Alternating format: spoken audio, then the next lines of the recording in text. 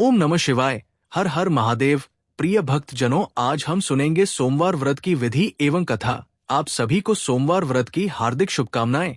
सोमवार व्रत भगवान शिव को समर्पित एक पवित्र व्रत है, जो विशेष रूप से उनकी कृपा प्राप्त करने और जीवन में सुख समृद्धि लाने के लिए रखा जाता है। सोमवार व्रत की विधि। सोमवार का व्रत साधारणतया दिन के तीसरे प्रहर तक होता है। व्रत में फलाहार या पारण का कोई खास नियम नहीं है, किंतु ये आवश्यक है कि दिन रात में केवल एक ही समय भोजन करें। सोमवार के व्रत में शिव जी पार्वती जी का पूजन करना चाहिए। सोमवार के व्रत 3 प्रकार के हैं: साधारण, प्रति सोमवार, सौम्य प्रदोष और 16 सोमवार। विधि तीनों की जैसी है। शिव पूजन के पश्चात कथा सुननी चाहिए।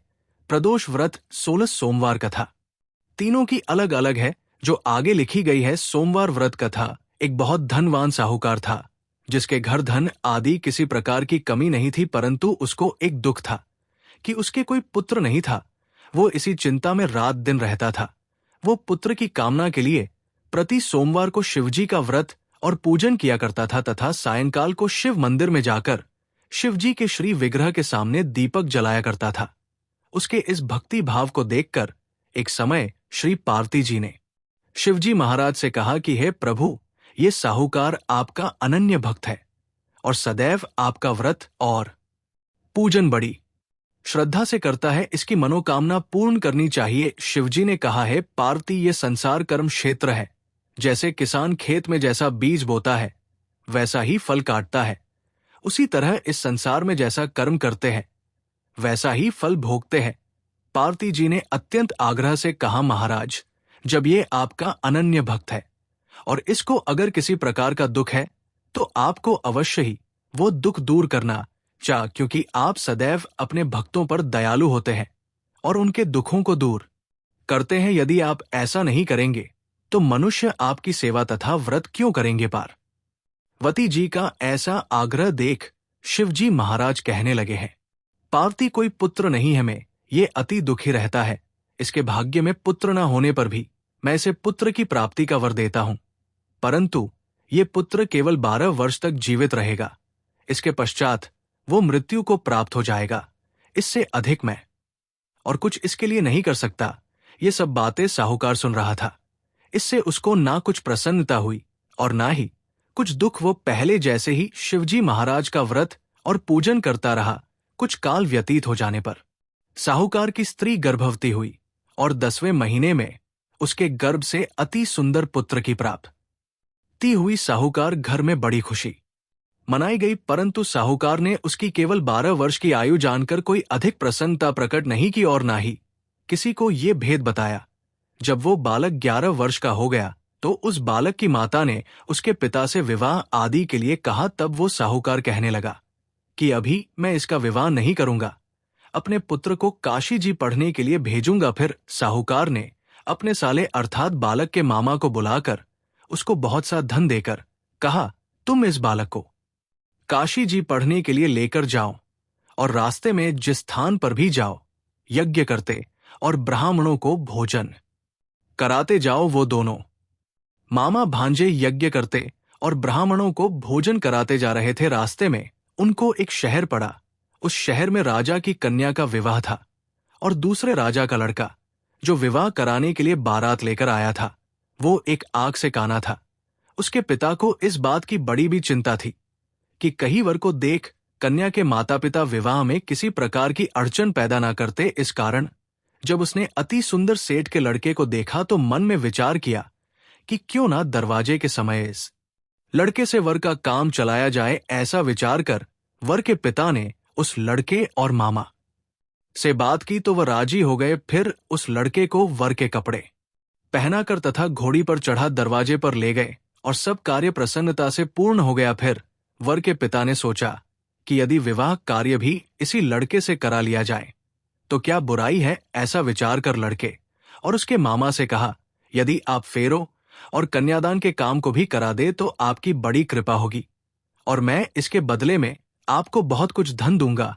तो उन्होंने स्वीकार कर लिया और विवाह कार्य भी बहुत अच्छी तरह से संपन्न हो गया। परंतु जिस समय लड़का जाने लगा तो उसने राजकुमारी की चुंदड़ी के पल्ले पर लिख दिया कि तेरा विवाह तो मेरे साथ हुआ है, परंतु जिस राजकुमार के साथ तुझको भेजेंगे वो एक आग से काना है, और मैं काशी जी पढ़ने जा रहा हूं।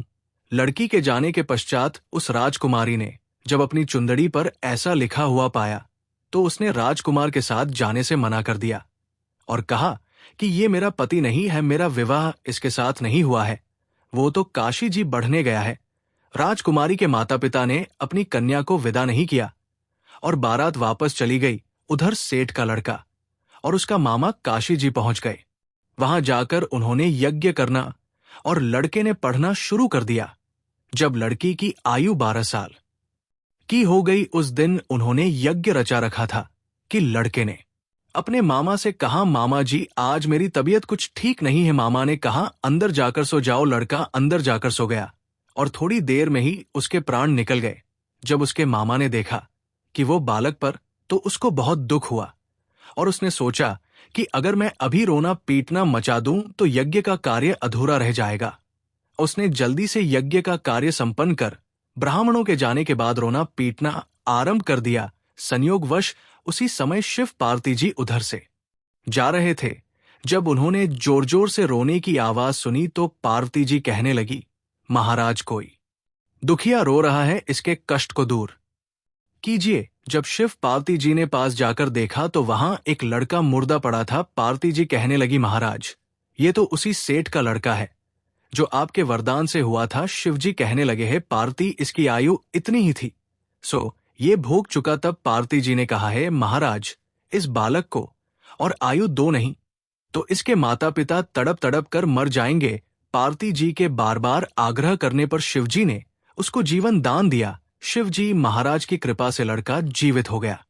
शिव पार्वती कैलाश चले गए। तब वो लड़का और मामा उसी प्रकार यज्ञ करते और ब्राह्मणों को भोजन कराते अपने घर की ओर चल पड़े। रास्ते में वे उसी शहर में आए जहां उसका विवाह हुआ था। वहां पर आकर उन्होंने यज्ञ आरंभ कर दिया तो उस लड़के के ससुर ने उसको पहचान दिया और अपने महल में ले जाकर उसकी बड़ी खातिर के साथ ही बहुत दास दसियों सहित आदर पूर्वक लड़की और जमाई को विदा किया। जब वे अपने शहर के निकट आए तो मामा ने कहा, मैं पहले तुम्हारे घर जाकर खबर कराता हूं। जब उस लड़के के मामा घर पहुंचे तो लड़के के माता पिता घर की छत पर बैठे हुए थे और ये प्रण कर रखा था कि यदि हमारा पुत्र सकुशल लौट आया तो हम राजी खुशी नीचे आ जाएंगे, नहीं तो छत से गिरकर अपने प्राण खो देंगे। इतने में उस लड़की के मामा ने आकर ये समाचार दिया कि आपका पुत्र आ गया है। तो उनको विश्वास नहीं आया। तब उसके मामा ने शपथ पूर्वक कहा कि आपका पुत्र अपनी स्त्री के साथ बहुत सारा धन लेकर आया है। तो सेठ ने आनंद के साथ उनका स्वागत किया और बड़ी प्रसन्नता के साथ रहने लगा। इसी प्रकार जो कोई भी सोमवार के व्रत को धारण करता है अथवा इस कथा को पढ़ता है और सुनता है, उसकी समस्त मनोकामनाएं पूर्ण होती हैं।